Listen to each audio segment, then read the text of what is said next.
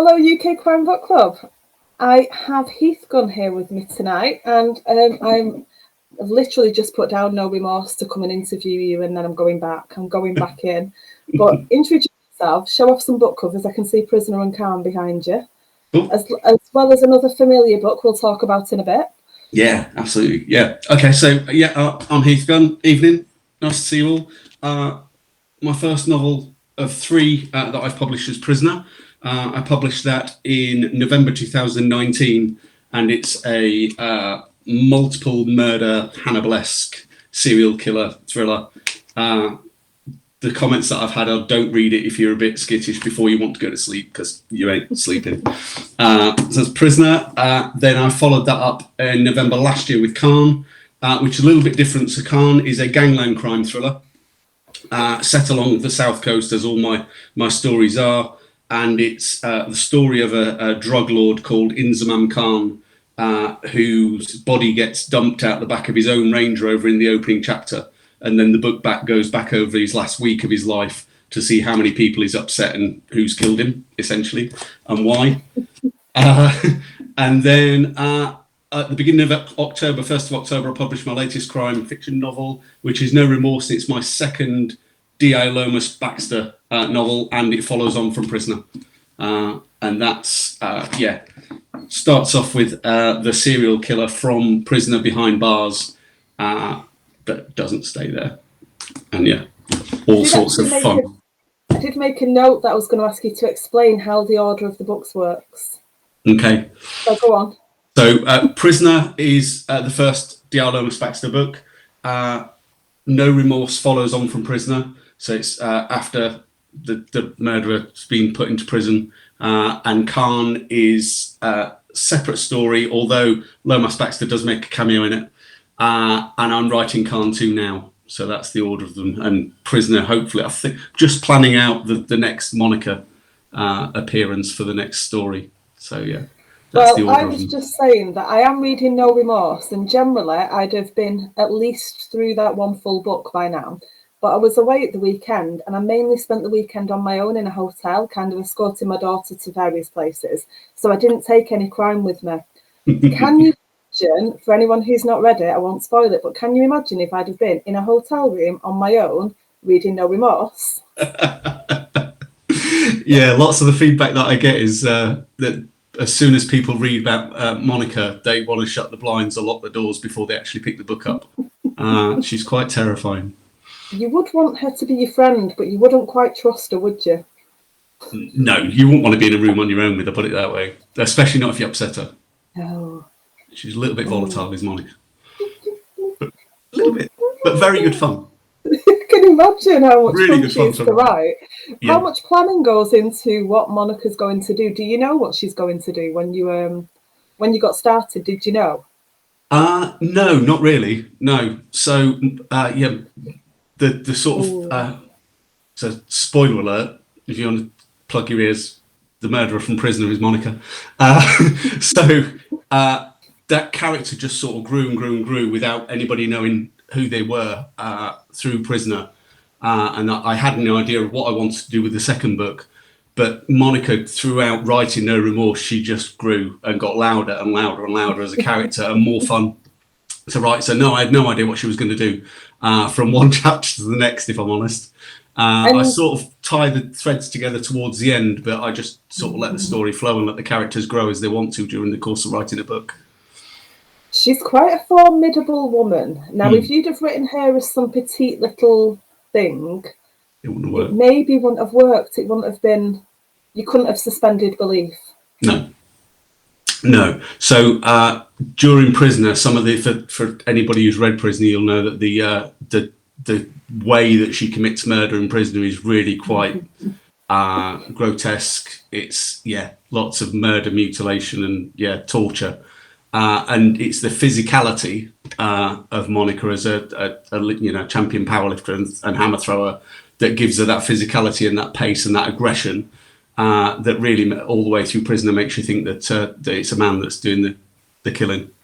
But that's really good fun to play with in a female prison, or even when somebody the sort of police are hunting a female escaped prisoner that's as formidable as Monica is. It just adds a little bit of a different twist to things. Definitely. So you're telling me that Prisoner is more graphic and grisly than No Remorse? Yeah. Lots. So yeah. No Remorse is quite tame compared to. Really? Yeah. Okay.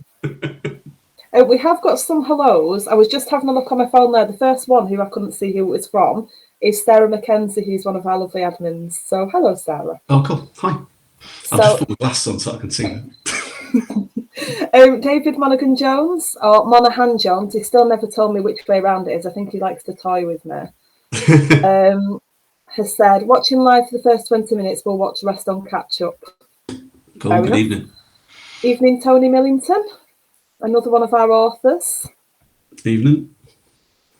So, right, David's gone into good luck with the book signing. I'm really hoping people are not antisocial. Just check my advent calendar. With only 3 days to go before Christmas, there's a good chance lots of shoppers will call in to see you. No, I thought it was this Saturday. It's this Saturday, yeah. Book signing is this Saturday, so the 13th of November. Yeah, just checking I've got the right month. Then it's not. It wouldn't be surprising if I hadn't got the right month. Have you got another one that you don't know about? Probably, yeah. Who knows? Yeah. So yeah, book signing this Saturday in the bookshop in Leon-Solent, which is along the south coast. I had to ask, didn't I? Where Leon-Solent was. So I live right along the south coast. I'm about literally 5 minutes from the sea in a place called Hamble. And Leon-Solent is further along the coast, halfway between Southampton and Portsmouth. It's a really cool little bookshop on the high street that's been there since 1933, I think it is. And the owner of the bookshop, Sarah, absolutely loves Prisoner, and she did me a whole window for Prisoner. She made the box from the cover and got some really rusty tools and stuff and just made this really cool window and kept it in there for about 6 weeks. It was really cool. That's got to be pretty exciting. It is really cool, yeah. Going to she said that she wanted to do a book launch and a book signing. So it's available on Amazon, but that's the only bookshop that's got it in stock, or any of my books in stock. So yeah. So you are going to pop a link for that into the group, aren't you, so people can find it? Absolutely, yeah, of course I will. Yeah, no problem. And give the bookshop, obviously you'll give them a shout out because you'll name where you're going.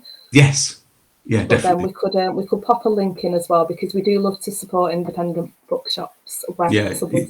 It's a really cool little shop. It's got a little kids corner with loads of books, and they do loads of events. They had a Alice in Wonderland day last month, and all sorts of stuff they have going on for book days and stuff. Really cool. Leslie Lloyd says hello both. Somebody else says evening to us, so I'll just flick through and see. It's not updating, but I'll let you know who that was in a minute. Hello. Okay. David says, why Lomas? Is it the nautical link, sea mist and vegetation? I do not understand that. Do you? No, not a clue. But thank you for the question. So why Lomas? So I haven't shared this before actually, but the first version of Prisoner I hand wrote. It took me 3.5 years. It was 19 years before I published it. But in the first version, the detective's name is my son's first and middle name reversed. So he's Mitchell James Gunn, and it's D.I. James Mitchell. But then as I was rewriting it, I thought I might have to kill him off at some stage. So I changed the name. Yeah. And yeah, Lomas Baxter was literally just something that popped into my head one day. Probably after a couple too many gins or spice drums. Thank you, Lucy, for tagging people to help them find. Andrew says hello. Now, you had a message this morning, didn't you, from Andrew? I did, yeah. Hi, Andrew. Thank you for the message. You sent it last night, but I only saw it this morning. Apologies for that. I'm sure he'll forgive you. But yeah, and it was Andrew who said hello as well. So I'm scrolling to look who all these comments are. And TG as well. Evening to both of you. Hello, T. T's one of our admins and authors as well. Oh, cool. You've drawn quite a crowd, Mr. Gunn. Good stuff. Nice to see you all. Or not, as the case may be. So Leslie says, Prisoner sounds like my kind of book then. So Leslie likes a lot of gore. Okay. Fast pace. Yeah. The faster the better. She loves to just whip through a book. Yeah. And there's nothing that kind of puts her off. That's good. Yeah. Are there any scenes that you could give for a taster of from Prisoner without it being a major spoiler? I can give you so there's occasionally when I'm writing, I either laugh out loud at things that I'm writing and the characters do, or sometimes I literally have to stop and walk away because I've grossed myself out. And there's a couple of scenes in Prisoner that I did that. Okay. And there's one of the dismemberment scenes where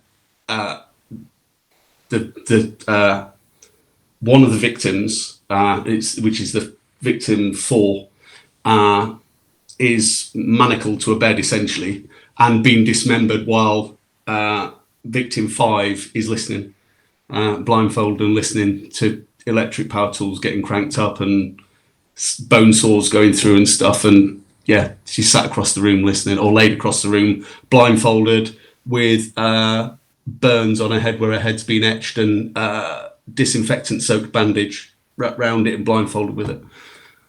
So yeah. Okay, Leslie, that sounds like your kind of book. There you go.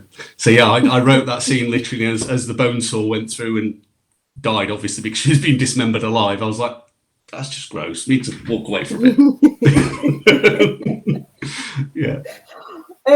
Caroline Maston, my absolute best friend, partner in crime, the person who bought me my gorgeous mug, actually, It's very cool. From Gilmore Girls, says hi to us both. And what drew you into writing crime? Oh, I love reading crime. What better genre is there? I just love it, and always have done. My bookshelf behind me is full of it. So I think the most read book on there is Hannibal by Thomas Harris, which I've read. I've got it in hardback there, and the cover on it's just ragged. I've read it about 4 or 5 times. So yeah, I like the way that crime thrillers unfold, and I like the way that they take you on a journey that you wouldn't expect. It's the whole escapism thing I love, and I also spent 2.5 years working in a medium secure forensic unit on the intensive care ward with people who were detained under the Mental Health Act and people who committed murder and all sorts of horrible acts, and talking to them about why they'd done what they'd done. You can see how some of the fictional characters actually can be quite realistic and quite worrying. That people, there are people out there who don't recognise the lines that we do, but to read about it in fiction in a safe way where people aren't going to die. It's the passion as a reader drew me to crime fiction, and I like that pace. You can really gather pace with crime. I think whereas I think a lot of other genres tend to be a bit different in pace and tone. So yeah. So I was going to say that lots of crime authors, particularly ones who write, gritty, gory stuff, just like you, really sweet, really smiley, really kind of, you wonder where it's all come from. But it sounds like you've learned some, not through experience, but through experience. Yeah. No, I've not got any bodies buried. You're all right. But do you do that thing where you're on a train and you look out the window and you look? All the time. I walk the dog with my other half, and I'll take a photo on my phone, and she's like, "What? Another good place to bury a body?" I'm like, "Yeah, it really is." Because I write in this area, some of the scenes that I describe, there's as well as those 3 books, I've got a free picture book, which is called Prisoner the Images, and I give it away for people who join my mailing list for free. It's through Book Funnel. There's a link. I've got it advertised on Facebook and Instagram. And that's got pictures of the actual places that inspired some of the scenes in Prisoner. So yeah. You have visited the scenes? Oh, yeah. Visited and described them, took pictures of them, and they're in a picture book, that you can get for free if you just join the mailing list through the links. And I'll share the link if you like, and people can have that for free. It's about 18 pages long, but it describes, and they're all over the country. So I merge places into fictional places as well as real life places. But there's an arm that the beginning of Prisoner, there's an arm fished out of a stream by a black lab. We were talking about Labradors earlier. Funnily enough. And that is the actual stream is a place in Wickham, which is just down the road from here, which is a village where my kids went to school, and there's a water meadow there. So that's what I was describing when the dog was jumping in and out the stream. But then there's a woods called 100 Acre Wood, which is about 2 miles away. And that's essentially the wood that this stream runs through in Prisoner. So I just merged the two places. And was it Bear that was jumping through a puddle that inspired this? No, I didn't have Bear then. No, I wrote this in 2000. Oh, you were saying, of course, yeah. Yeah, so yeah. We should explain, who is Bear? Bear's my chocolate lab, who's 4 years old and thinks he's a lapdog even though he weighs 6 stone. He's huge. So really well named as Bear. I don't know why I looked around then because he's left the room. Has he left the room? Yeah, I think he's disappeared completely. Well, he's absolutely gorgeous. Yeah, he's not even outside the door. If he slops outside the door, I'll let him in. I have that effect on people, don't worry. Apparently animals too. Did the serial killer Alan Grimson influence you with his gruesome killings in your area? I met him once, says really? David. No, he didn't. But I know who you mean. I do know who you mean, and they were really gruesome, yeah. Yeah. But no, he didn't. They're all, yeah, just... They come from this side of my eyes, which is amazing. This side of my eyes is great. I've got all sorts going on. I think I'll stay on this side of your eyes. Absolutely. Probably a good idea. Yeah. When you were describing that scene from the book, Leslie Lloyd said, "Blimey." Leslie, have we out-gruesomed you? We have. I'm fairly sure I can tick that off a list somewhere. Have grossed out Leslie Lloyd. Cool. Okay. So she'll let us know. She'll either let us know or she's run and hidden. Good stuff. Yeah, I was going to say she needs to one meet of the Monica. scenes. She needs to read Monica, not meet her. Read. Yeah, definitely read Monica. You don't want to meet Monica. Nobody needs to meet Monica. They really don't. Andrew says, "Great reply, Heath. Enjoyed reading it. Are your books available in the library and on audio?" From Andrew. So that was the reply to your message this morning, I assume. Oh, cool. No, but so they're available to library services. So I stuck them on paperback through Ingram, and you can do a link through Ingram to library services, and you register each one of your paperbacks with the British Library, so they can do it through the catalogue and do it that way. But I'm not sure how big the uptake is from that route for libraries. And audiobooks, for me, it's a cost thing. I'd love to do it. I've actually found the actor that I want to voice my books. Then got a quote for how much it was going to be to voice act my books, and it's going to have to wait.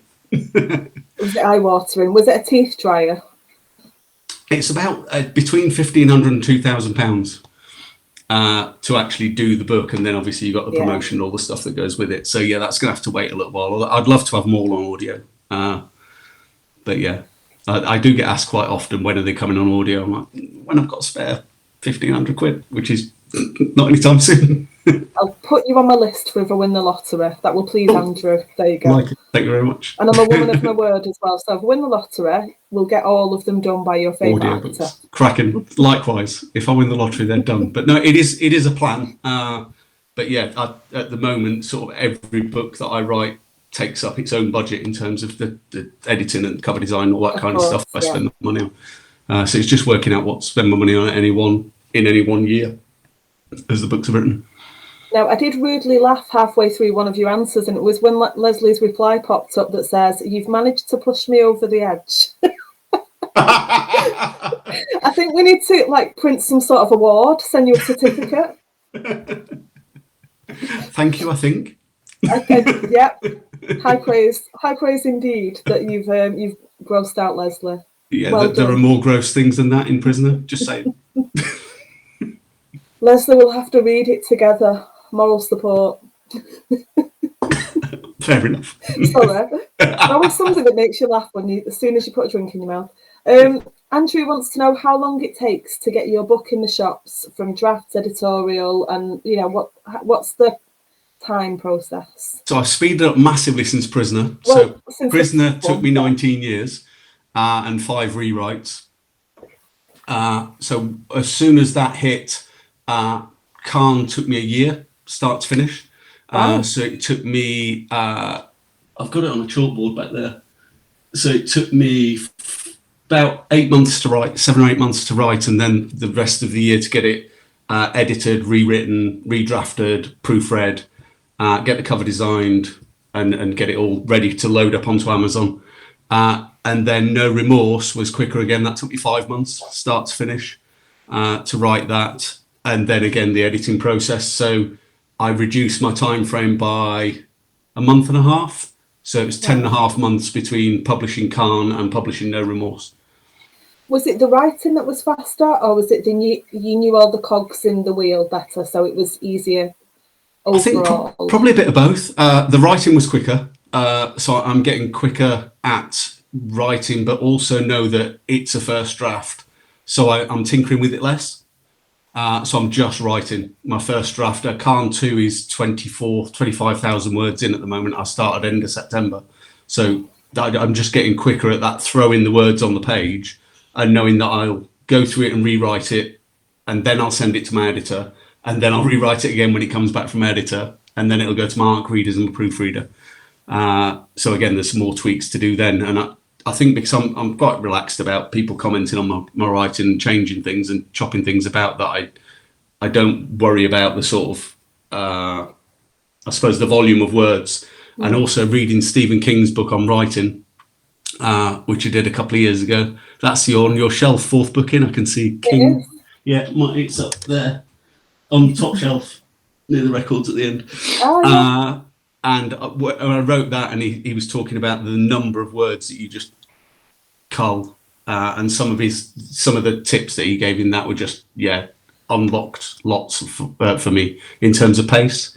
And I also I spend less time poring over every comment that my editor makes, and I either agree or disagree, and I more or less accept. I accept most of the grammatical changes, so the punctuation and stuff like that. I more or less accept them, and then I work my way through the comments and the plot suggestions or plot queries, or flow or chronology or things like that, and I work my way through those. Is there anything that your editor says to you, right, you do this every single time, like a missing word, for example, or a word that you spell wrong, or a word that's See, I'm looking for a word myself now. Dialects, different things that might mean one thing in one area of the country and something somewhere else. Is there anything that you trip over every time? There's things that I disagree with on. So my editor, Jane Hammer, is just amazing. She's superb. And I've learned loads from her. Richard Sheehan did the first one, and Jane Hammett's done the second, done Khan and No Remorse. And I learn stacks from them every time. It's a real learning process going through that. But the local dialect stuff, Jane advised me to tone that down a little bit in Khan. I'd got quite a few, because there's lots of different nationalities in Khan, as well as different locations in the country. A bit of it's set in Rotherham, where I grew up, and then bits of it are set down here. So I had a bit of local dialect stuff going on as well. And there was words that she just went, what does this mean? I thought, well, actually, if you don't know what it means, then they're going to be readers. And if a reader comes across a word they don't know, they're going to just it's that momentary pause. And because I like to write quickly and in short chapter format, I don't want them to have to pause. So I just ripped the words out and did away with it and put something else in. There's been a couple of times when I've been editing something and I go to the admin chat that we have for the book club, and I'll say, right, this word, I don't know this word. Would you all agree with this? What do you all think of this? And invariably, we just recommend that people remove it, because we're from all over the country. So if one person knows it but nobody else knows it, it goes. People all over the country. Just in this country, there's that variation, let alone people reading it in the States or Australia or India or wherever. So if it's enough of a query with my editor, then I'll just take it out. I'm not precious. It's fine.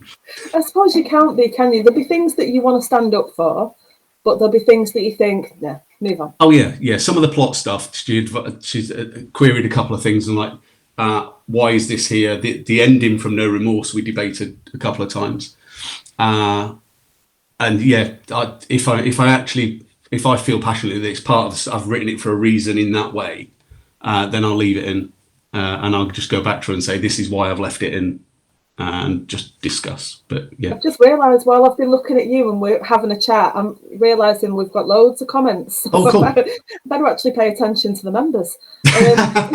Tony says that sounded like something from the Saw films, which I haven't seen because I'm a wuss. I've heard about. It's as graphic. I can read it. I can't watch it.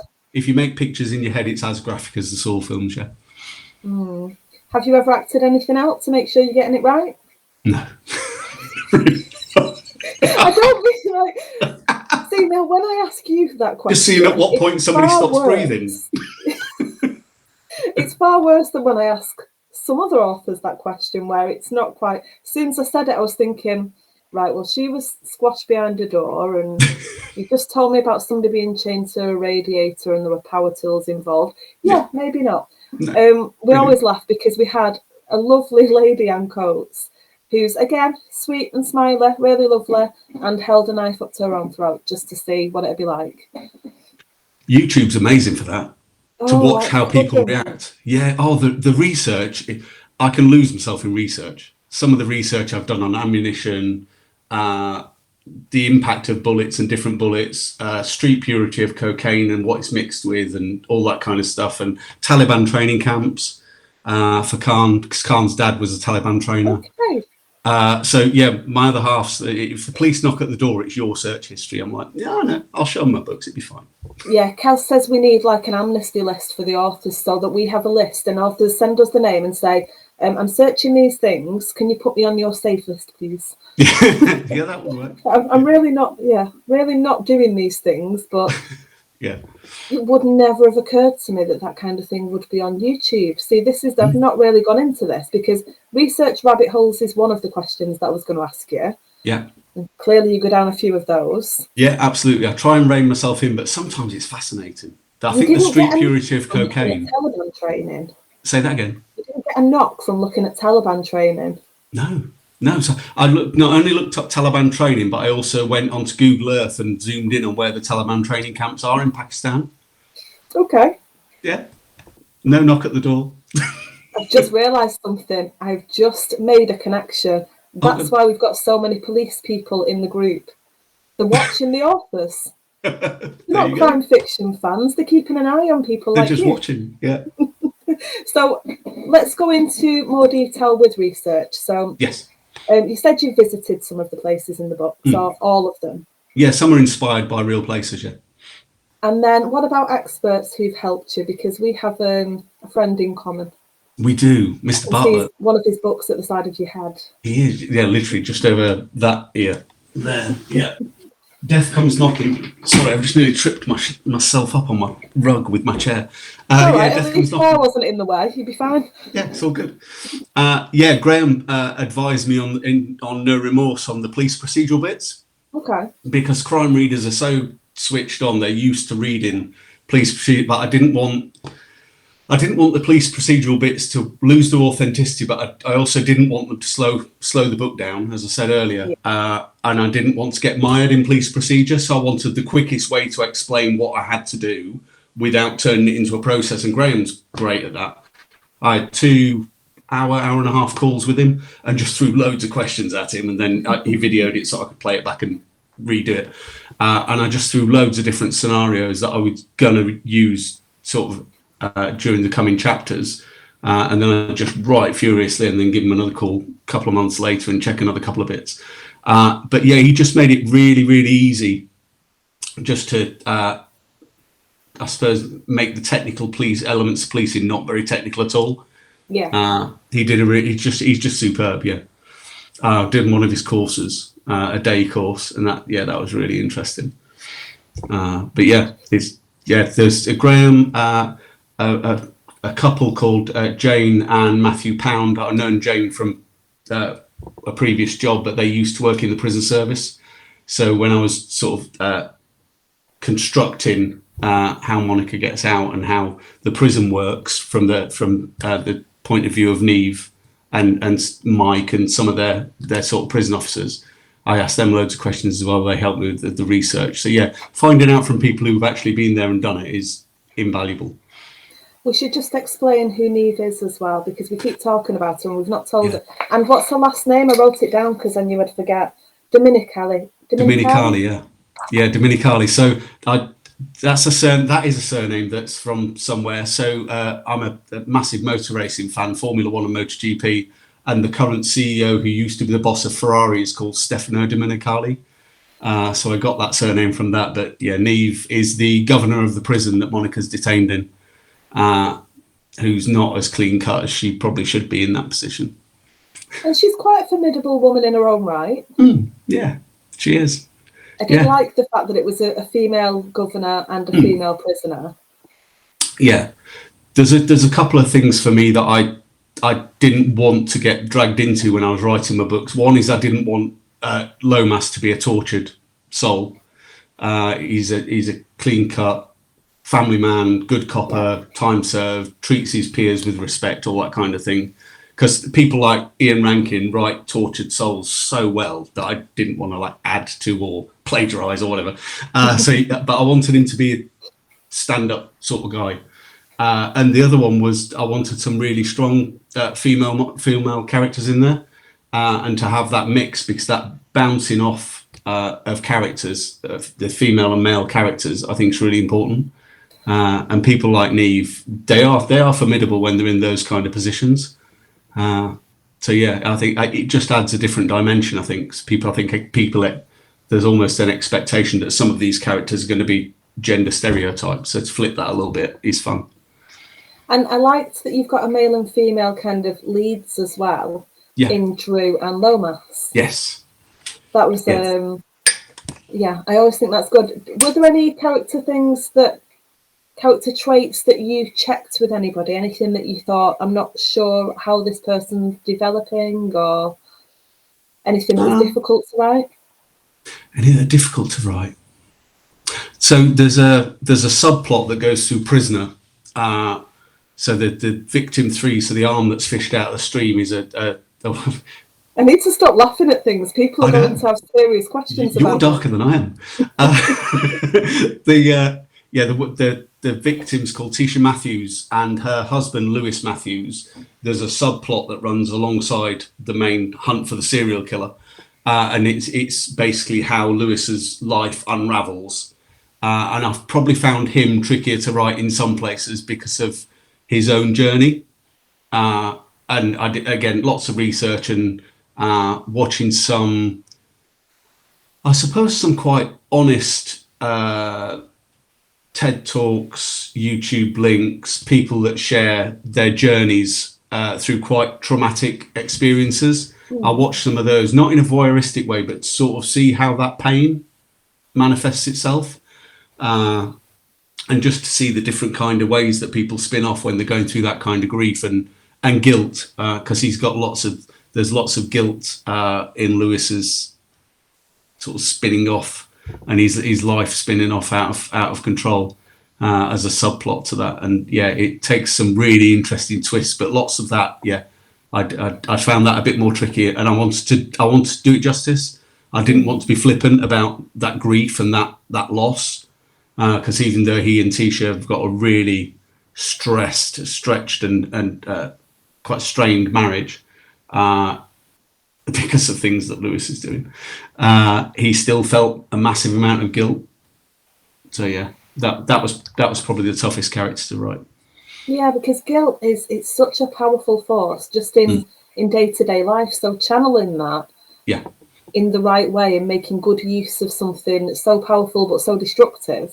Yeah, and doing it as service instead of using it for almost glamorizing it to make a character more colourful. I didn't want to do that. I wanted him to really suffer, but suffer in the right way. So yeah, when I often think, what's the worst thing I can do to this character? But with Lewis, it was easy. Just this spiral of grief. Do you have a favourite character that you've written so far? Oh, good question. Or is that too tricky? No, it's a good question. At the minute, probably Monica, because I've just finished writing No Remorse. But as soon as I get, I'm probably 25,000 words into Khan 2, and they're starting to come back, and there's some real characters in there as well that I really enjoyed writing. I enjoyed writing Inzamam Khan for Khan, but he's dead, so he's not coming back for Khan 2. Not unless you do a prequel. Sorry? Not unless you do a prequel. Could do a prequel like that. Yeah. That'll set the cogs going. Well, this is another one for you. Kaz always likes to ask if you would write a spin-off novella with some of the smaller, side characters. Oh yeah. Is there anybody that you think I could, I want to know more about their story? Oh yeah. Yeah, absolutely. Yeah. So there's in Caen there's a cleaner or a fixer, a guy called Larry, who's he was such good fun to write. He's very controlled. He's very dry. He's really quite dangerous. But I think a spin-off about him and what he does as a fixer, a cleaner, an assassin, but somebody who does it in such a nonchalant way. I think a spin-off about Larry would be great. And there's also a rival drug lord called Valmir Shala, who owns nightclubs in Portsmouth and Southampton and controls all the drugs from Brighton east and in Portsmouth. And I think a spin-off about him, this massive sort of giant of a good 7 foot bald-headed giant of an Albanian, that you could probably have some quite good fun with him.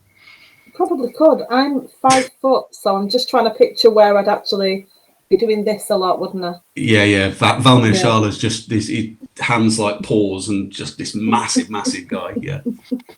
Really I was just intimidating. having a look who made this comment. Jack Probin, who's another one of our authors. Hi, Jack. Hi, Jack. Ever thought of recording them yourself? I'm assuming he's talking about audio. I did at first, but then I read so many comments from authors who tried it who said, unless you're an actual voice actor, don't do it. And then I've got friends who only listen to audiobooks and people like Paul Thornley that they listen to, and really good voice actors, and they say when they listen to a book that's just the voice act, it's not as good, they just switch off and don't bother listening. And you don't want to do that. I'm happy to jump about singing with my band, but I'm not about to be an actor, I don't think. So yeah. That's a good point. Tell us about your band. I actually read something when I was researching you. Yeah, I'm a singer, lead singer with a rock covers band called Rapid Trank, and we've been together for 14 years. We actually started playing in the medium secure unit that I talked about earlier. So one of the guitarists was a nurse and taught patients in there how to play instruments, and was putting on a Christmas show essentially with a patient band. And one of the ward managers came to him and said, "You've got a patient band for the Christmas sort of do?" And he said, "Oh yeah." He said, "We've got to have a staff band," and got really competitive. So he was the drummer. This ward manager was a drummer. The nurse was a guitarist. A support worker that I worked with, who's now a ward manager, was also a guitarist in another band, and one of the social workers was a bass player. And I'd walk around singing and whistling all day. And Chris, the guy who I worked on the same ward with, went, "We were only going to do 4 songs." He went, "Heath can do 4 songs. He's always singing. He can do it." So they asked me. I went, "Yeah, why not? And give it a go." So we did that. And we did the hospitals that were in the NHS Trust for about a year and a half. And then a nurse asked if we'd do a fundraising gig, which we did in a pub. We cobbled 20 songs together and did this gig in a pub. And the landlord came over at the end and went, "Can I rebook you guys? I want to book you like for sort of three times for the next year." And we're like, "Yeah, why not?" And now we do 2 1-hour sets with like 34 songs in them. And we do pre-COVID, we were doing probably 2 or 3 gigs a month. I did one last weekend, actually, last Sunday. So when were you able to start doing them again after not being able to for a while? We've only done 2 since everything started unlocking, yeah. We did one 2 weeks ago and one in end of September. And it didn't really come back. The whole pub scene hasn't really come back yet, but they're really back now. The first gig, I was really nervous because we'd not done one for a year and a half, and we'd done one practice where we'd gone through the set list, and we'd not played together for a year and a half either. So we sort of threw our way through this set list and then sat there in the pub after we sound checked waiting, and it just got fuller and fuller and fuller. I'm like, oh my God, there's a lot of people here. But they were up and dancing from the first song and stayed with me until 11:15 at night. So yeah, it was good. So I have to ask, first song, last song, favourite song from your set? Okay, so for a rock covers band, this might surprise you. So we open with I've Got a Feeling by the Black Eyed Peas, which blends straight into Never Miss a Beat by Kaiser Chiefs. So that's the opening song, if you like. The last song is Rebel Yell by Billy Idol. And my favourite song at the moment is Come Together by the Beatles, which we've done a really heavy, buggy rock version of, which sounds great. And that opens the second set. but yeah, there's loads of good fun.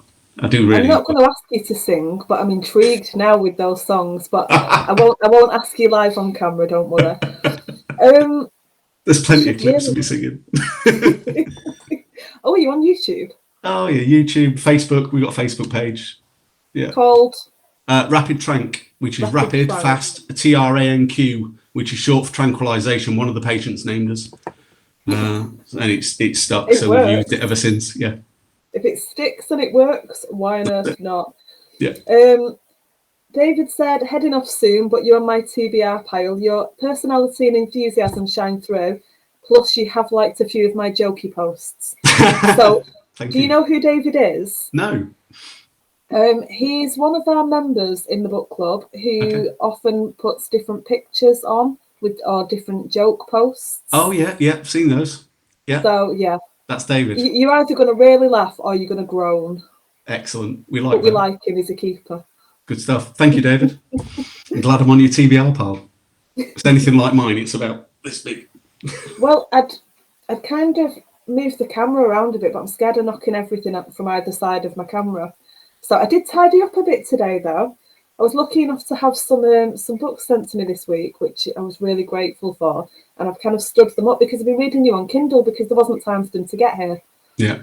So, but I think we're going to have to remedy that. I might need to do one of those things where I sit under the quilt, like a kid with a torch. Yeah. Sit there shaking. Do it. Just shake a bit more. Really worry the husband more than usual. Got to be done.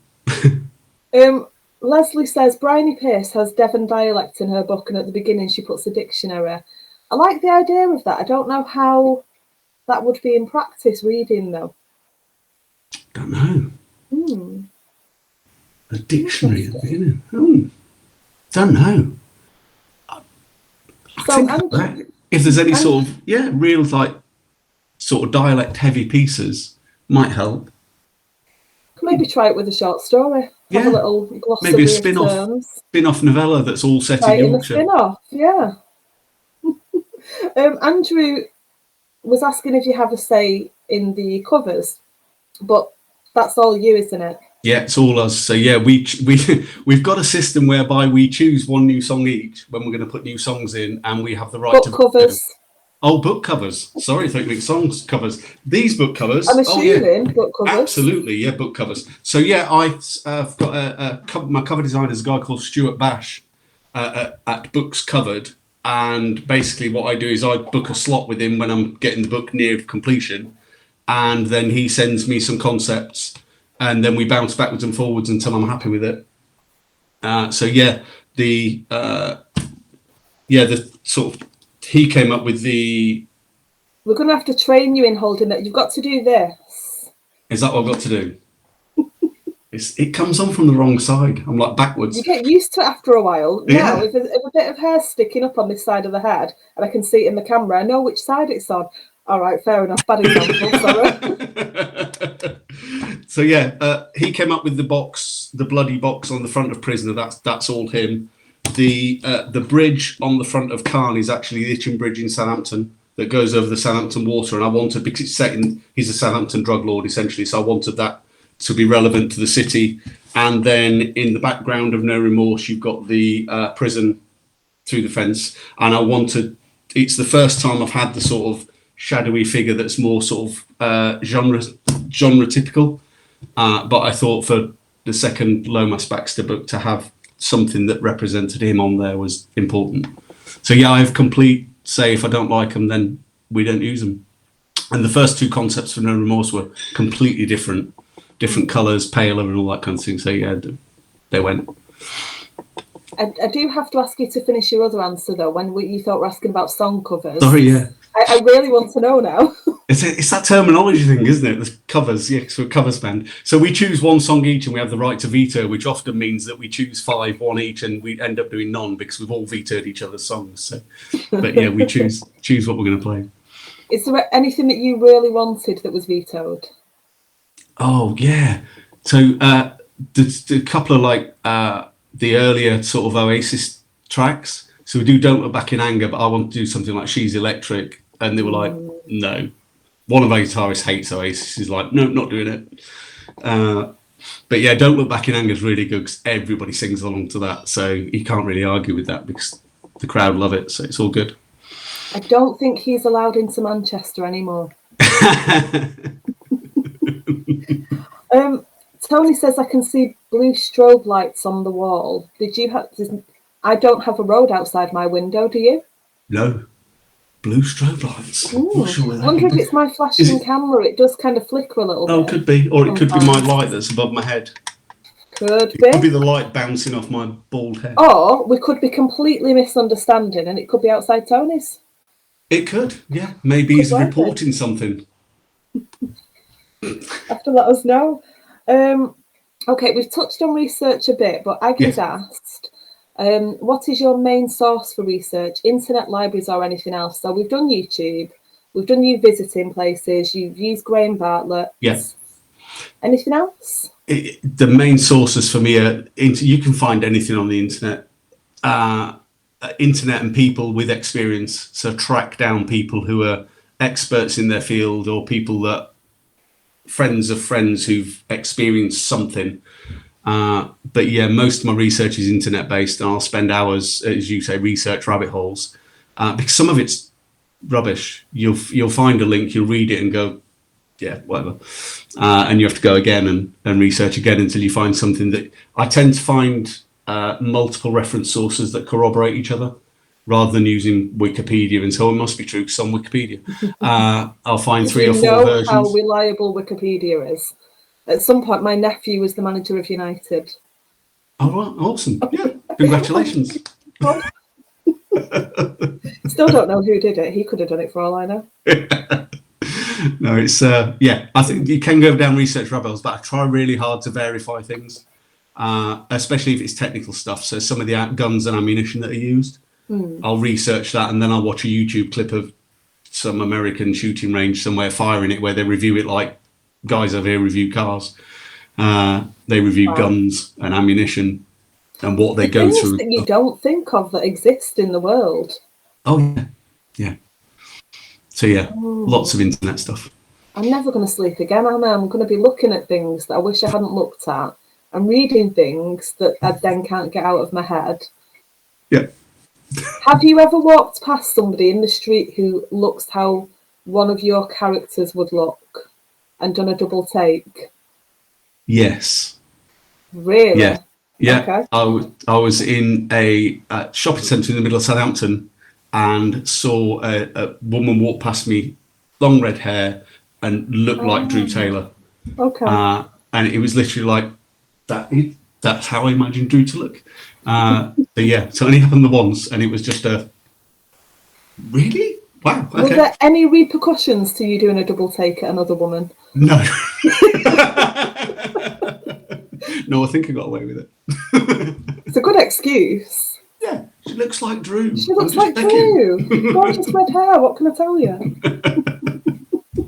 I like it. I'll store that one. Andrew is laughing at the 7-foot Aldanian and Sam, me, looking up towards this 7-foot man. Fantastic. If you sing Come Together with your friends, Heath, then the guitar is really good. As I type this, I can hear the guitar in my mind, he says. Yeah, it is. It is that guitar. It's a real heavy, chuggy bass and a ba-bum, bum, bum, bum, and it just builds and builds and builds. So yeah, it's a great song to sing. And Leslie's asking, can you put a link to one of the group songs? So this is going to be a really long post that you put on with your events and your YouTube. And I need to write all down, don't I? Maybe don't drop the things about the Taliban training in that. We might get taken off Facebook. Yeah, maybe. Yeah, let's limit it to a bit of you singing. Yeah, I'll send you a link to the page and some of the book stuff, yeah, definitely. Tony said the police lights with your research. Right, I've completely got the wrong one. Gotcha. Then, haven't I? Yeah, oh yeah, there's definitely a knock on the door at some point, I'm sure. I'll go somewhere I shouldn't, I'm sure. I can't believe you haven't already with the research that you've done. Yeah. What do you think? See, now we talked about Taliban. Yeah. I'm going to stop saying it because we're bound to get pulled off air at some point. Facebook will take us down. I know. What do you think if there was one thing that you've researched that you think that's going to get me a knock, or they're going to pull the car over at the side of the road or something, is there one thing that you think that was the one that worries you, or just none of it? Smuggling drugs over county lines. I think you just got your own back. Well done. So yeah, smuggling drugs over county lines out of Hampshire and over towards Brighton, because Khan wanted to take over the supply in Brighton and wanted to take Valmir Shala out the equation. So yeah, when I researched that, I did wonder whether that would get my number plate stuck on AMPR and just, yeah, if I drove over the Sussex border from Hampshire, whether they just that's a good point. Whether they just give me a little tug and say, yeah, just pull over and let's have a look in the boot of the car. Because yeah, that was packed cocaine and heroin, packed, wrapped, stamped, and taken across the border. And have you attempted to leave since you searched that? Absolutely, and got away with it so far. But yeah, that's the one that I was like, maybe that will flag on the police. That one was Taliban was fine, but county lines might be a bit worrying. Yeah, with Taliban, Taliban's training's over there. It's Pakistan borders. It's miles away. But yeah, taking drugs from Hampshire to West Sussex is a little bit closer to home. Absolutely is. This question seems tame in comparison now. Weirdest place you've written? Because you don't write full time yet. No, not yet. No, still have a full-time job. Oh yeah, absolutely. Yes, if there's any agents or publishers listening that want to take a punt, let's do it. Million sellers, that's where we're looking. So yeah, that's the ambition, is to write full-time, which is why I just keep sort of ploughing through the books and getting them out there. Weirdest place I've written. I mean, you've worked in a lot of places, so have you ever kind of written during a break or gone for a wander around the grounds somewhere that you work and just sat under a tree? And yeah, years ago I used to work for the Southampton Council years ago. I was an electrician years ago and used to go around the civic buildings and schools doing electrical testing. So I've written in my van and written on the grounds and written in a school classroom at lunchtime. What did you write in a school classroom at lunchtime? That's where the weird bit must be. What were you writing whilst in a school setting? It was an edit of Prisoner and some really dark poetry. Oh yeah, because you write. You've written over 100 poems. Is that right? I'm sure I read that. Yeah, a couple hundred. Yeah. There's stacks. Yeah, I've written poetry for years, but yeah, there's loads of poetry out there. So what kind of things do you write poetry about? Is it all as dark, or no? Some of it is. Do you wander lonely as a cloud? Yeah, occasionally. Yeah, Winds of My Mind is a drifty, offy. Yeah, that's on the website, I think. So yeah, some of it's quite philosophical. Some of it can be a bit deep, and sometimes I read it back and go, "What's going on in your head?" And then some of it is quite dark. So there's one called The Fate of Man, which is it's all in rhyme. It's a 50 odd line poem, but it basically follows from birth through to death of this young man, basically, who ends up getting killed on the streets. So that's quite dark. There's one suicide from a bridge. So yeah, there's a couple of really quite dark ones. And there's one about a homeless boy, 16 Today it's called. And that was, again, when I was working for the council, I was waiting to go into the Guildhall in Southampton, and this kid was sleeping behind one of the big pillars in his sleeping bag, and he couldn't have been any older than 15, 16, and that inspired this poem. So yeah, he's on the streets. That's quite rough, but yeah, some of it's just a bit philosophical, some of it's funny. Yeah, my kids asked me when they were younger, and they're like in their early 20s now, but when they were younger, they were like, "Can't you write something that we can read?" So I wrote them some funny stuff. Captain Lollipop. There's a couple of poems about Captain Lollipop out there. So yeah. I wrote a story at Christmas so that my kids could read something I'd written, and not read it. Read it. Of course, they've not read it. One of the things I wanted to say was to thank you for trusting me to be your first author interview. So I know you've done speaking for other things. Yeah. But I've never done this on live on the internet author interview. Never. It's my first, yeah. So thank you for trusting me with that. I think it's gone rather well. Yeah. good fun. We've only got a few minutes left, so do you want to give everyone a recap of your book covers and then just tell them a little bit about what's going on and yeah, sure, where the limbs ended up? Where the limbs actually ended up. So yeah, give you a reminder as I'll bring it on like that. It's like a generation game. There we go. The people are old enough Totally to remember the toy. generation game. And I absolutely am. I Yes, am. that's my first novel. So if you want something quite graphic and like I say, Hannibal-esque and multiple murder and mutilation, and there is a little bit of a spoiler because you may already know who the killer is. That's Prisoner. The second one, there you go, is Khan, which is the gangland thriller with Inzamam Khan, whose dad was the Taliban trainer. Inzamam Khan, who's thrown dead from the back of his own Range Rover in the opening chapter, and the book goes back over the last week of his life, so you find out who he's upset and who killed him.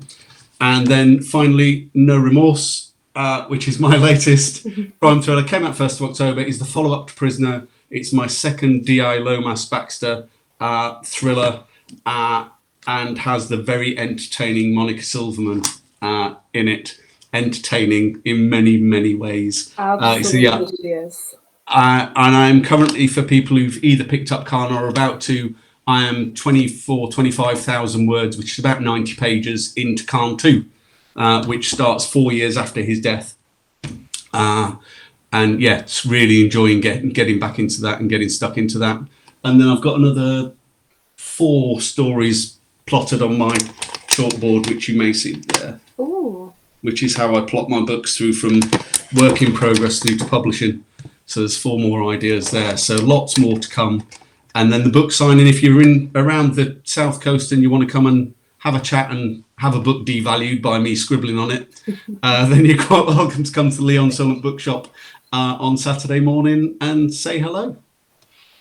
And you're going to drop a link for that into I'll drop a link for the book signing. I'll drop a link for the free picture book that goes with Prisoner that lets you behind the scenes and shows you a little bit about what happens this side of my eyes.